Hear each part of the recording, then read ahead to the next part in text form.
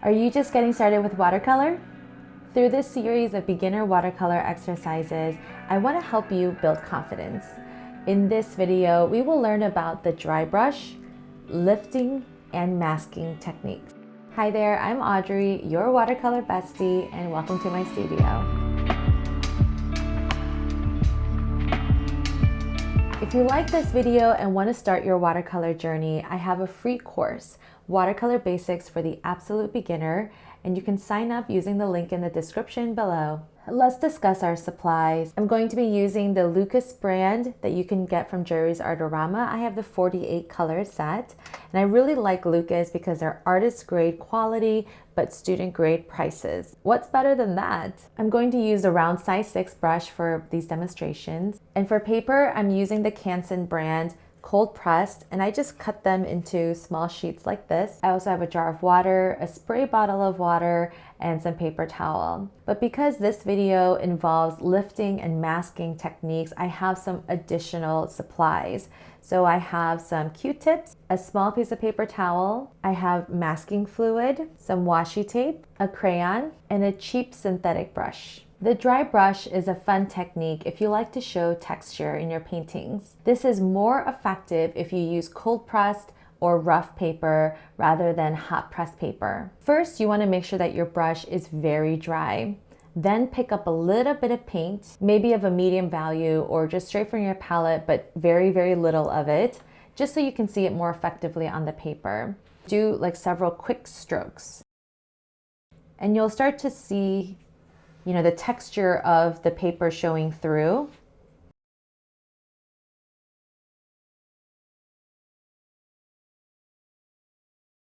And that's a simple way to do the dry brush technique. This technique is really great for adding final details like grass, hair, fur, sand, etc. And if you have different brush shapes like the fan or flat or dagger, try this dry brush technique with all of your brushes, and that will be a form of mark making.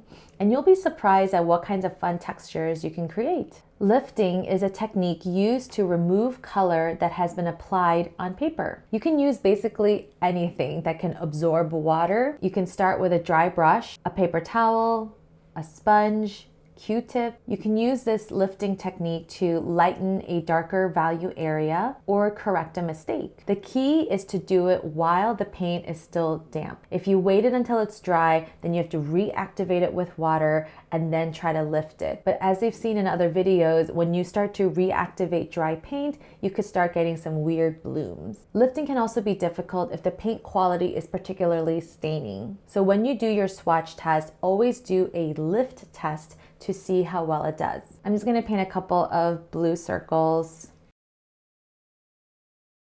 in a slightly darker value.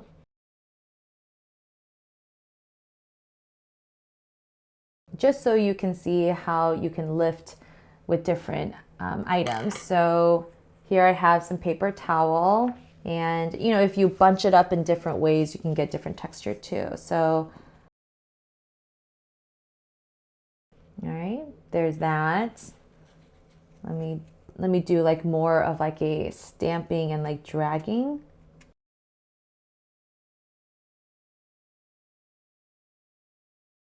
It's kind of the same.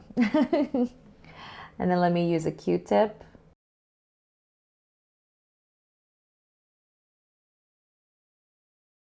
This is great for creating, clouds in a blue sky. So if you use that graded wash that we learned in the last video, and then while it was still wet, right, do a graded wash on wet paper, and then while it was still wet, if you go in there with a sponge or paper towel, then you can, make out some clouds. And lastly, masking.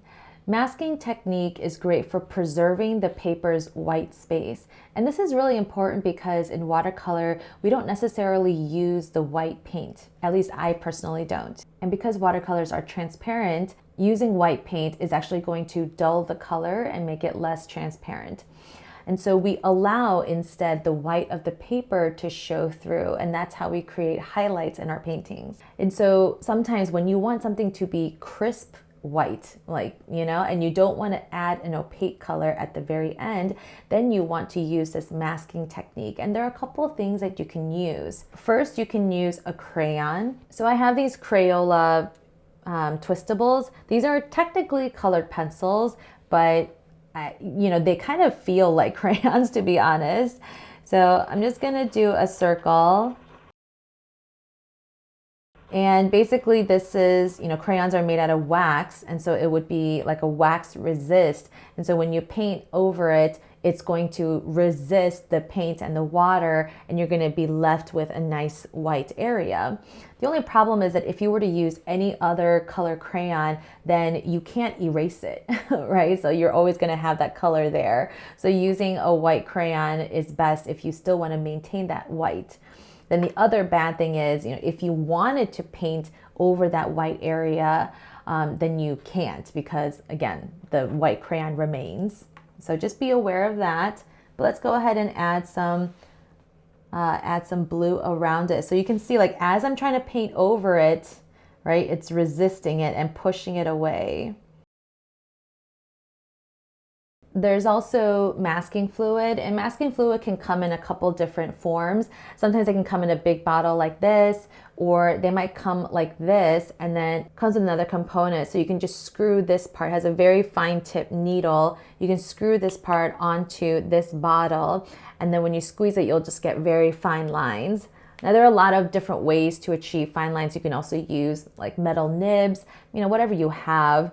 You can use a stick for all we care. But for this demonstration, I'm just going to use an old brush, a synthetic cheap brush. You definitely don't want to use your nice watercolor brushes on masking fluid, because once it dries to this like rubbery texture, and you don't want that on your brushes. So let me just give this a shake. And then it might have like a weird smell to it, but that's kind of normal. So I'm just going to tilt it because I've used quite a lot of it. I'm just going to do some quick small circles.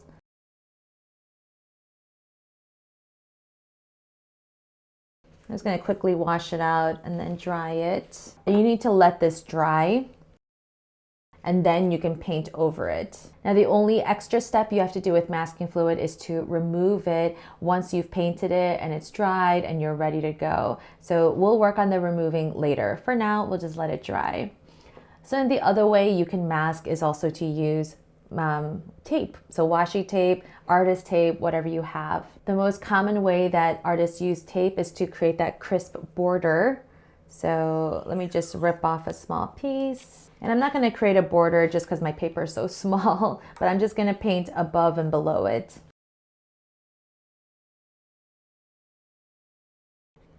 And what you want to see is a really nice crisp line.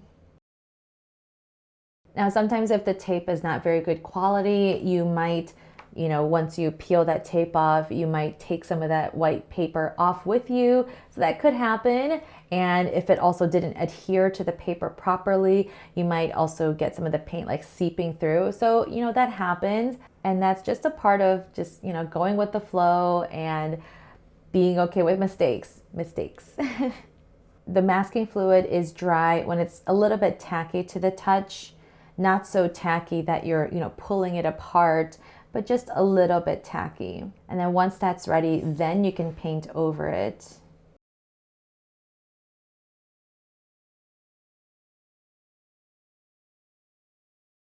I'm just going to let that dry.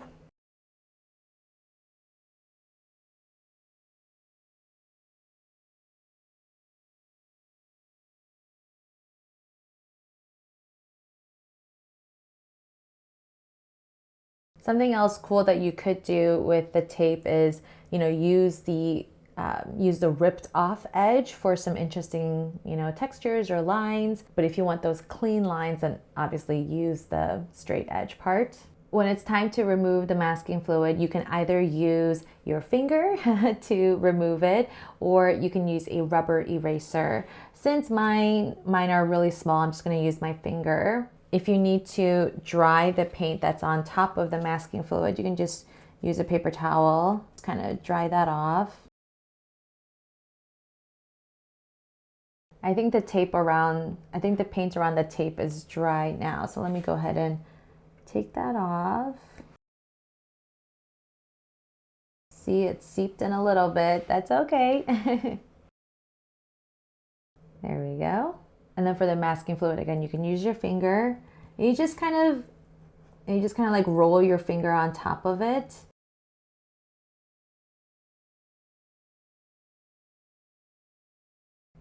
And then you're left with a nice white area.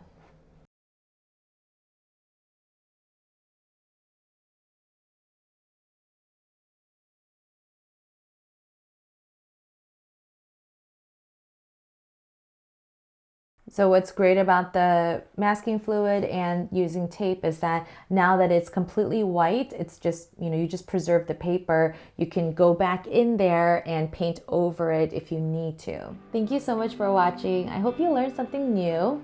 Remember to have fun with these techniques. Half the fun with watercolor is literally going with the flow and just observing what happens. Happy accidents are most welcome here, and I hope that it helps you fall in love with watercolor more and more. There are more parts to this series, so please like this video, subscribe to my channel, and leave a comment down below and share about your experience with these techniques. Happy painting!